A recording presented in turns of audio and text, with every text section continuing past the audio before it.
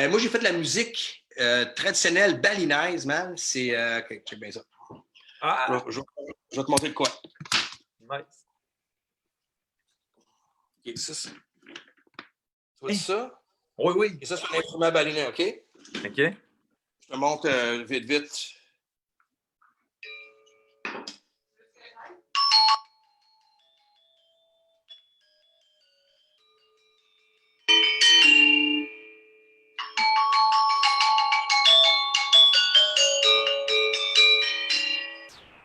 Man.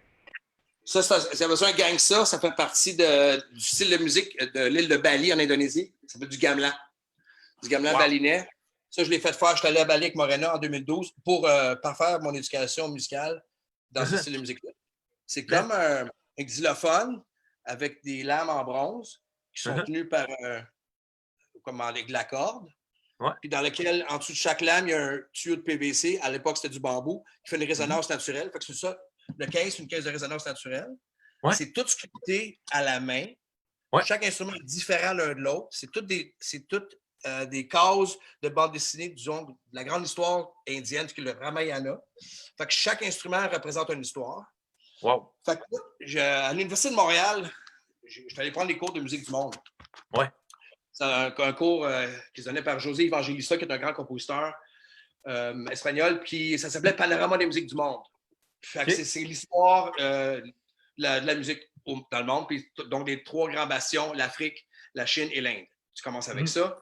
C'est un an, tu reçois comme 200 CD, puis là, tu écoutes la musique traditionnelle qui a été enregistrée par des musicologues qui sont allés sur le terrain des années 10, des années 20, des années 30, qui sont allés dans les tribus, qui ont tapé ça sur des magnétophones, puis qui ont bâti un cours de musicologie. Man, qui est pas des mondes. Comme de fait, j'ai capoté sur ce cours-là. J'ai passé un an à me gaver de musique traditionnelle, dont la musique de Bali, ce qui est le gamelan balinais. C'est la musique qui m'a intéressé le plus. Il y avait des vidéos qui venaient avec ça durant les cours. Là, j'ai vu. C'est la musique des orchestres de 30 personnes et plus, avec des danseurs. C'est huge. C'est de la musique sacrée. C'est pas fait pour jouer devant le public à l'époque. C'était de la musique pour demander bonne grâce à Dieu, pour une bonne récolte, une bonne naissance, des funérailles, comme je parlais tantôt. C'est la musique sacrée, tu sais. Jouer dans les temples.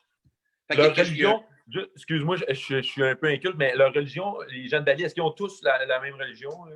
Ben, la plupart sont musulmans, mais eux autres sont bouddhistes. Bali sont bien différents. Ils appellent ça l'île des dieux. Il y avait quelque chose de bien différent avec le reste de l'Indonésie et même de l'Inde. C'est que il y a des volcans là-bas et c'est devenu comme des monuments sacrés. Qui fait que même les musulmans, quand ils sont arrivés à Bali, ont eu peur. Parce que c'est une île qui, comment dire, elle a comme un astérix sur le reste des îles d'Indonésie. En Indonésie, il y a 2600 îles, man. Puis Bali, c'est la plus, c'est celle-là qui n'a pas rapport avec le reste. Oui, oui. Ils sont un peuple unique. Puis ils ont créé de la musique unique. Puis on a eu la chance, à l'Université de Montréal, d'avoir accès à cette musique-là durant l'Expo universelle de Vancouver en 86. OK. Parce que le Canada avait invité Bali à venir faire des concerts. Fait que le Bali, man, ils ont des instruments exprès pour l'exposition. C'est-à-dire, ils ont moulé les lames, ils ont fait les instruments gravés un par un, man. Ils ont amené ça par avion. Ils ont fait leur exposition à Bali, à Vancouver. Là, ça coûtait tellement cher à ramener que José Evangelista, le prof de musique du monde de l'Université de Montréal, était sur place, lui. Il a acheté ça. Il a acheté l'ensemble des instruments, puis il a créé l'atelier de gamelan balinais à l'Université de Montréal en 87. C'est malade. Il y en a 3 en Amérique du Nord. Wow. Tu en as un à Winnipeg, tu en as un à San Francisco, qui est le plus gros, puis tu en as un à Montréal. Wow. Fait que c'est une richesse d'avoir accès à ces instruments-là. Fait que moi, je suis rentré en 2002. J'ai rencontré ma blonde de l'époque, elle était là-dedans. Puis, en fait, quand j'ai appris les cours de musique du monde, cette année-là, je suis rentré dans le gamelan. J'ai fait 4 ans de ça. OK. Mais 4 ans, c'est 6 heures par semaine, 2 soirs par semaine, des shows pas payants parce qu'on était à 30, évidemment. Fait que, tu sais, je n'étais plus capable de toffer parce que j'avais trop de bandes. J'avais 8 bandes. Il fallait que je fasse des choix. Fait que j'ai dû abandonner le gamelan. Mais je suis allé à Bali avec Morena. Wow.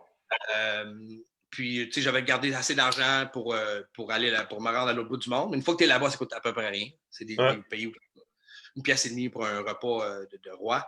Ouais. Et j'ai pu rencontrer un maître balinais avec qui j'ai pu prendre des cours, tu sais. Puis Morena, ma blonde était prof de yoga, fait qu'elle apprenait des cours de yoga là-bas. Fait que, tu sais, on a trouvé chacun notre compte là-dedans. Fait que j'ai pu faire cet instrument-là que je t'ai montré sur place là-bas. Ouais.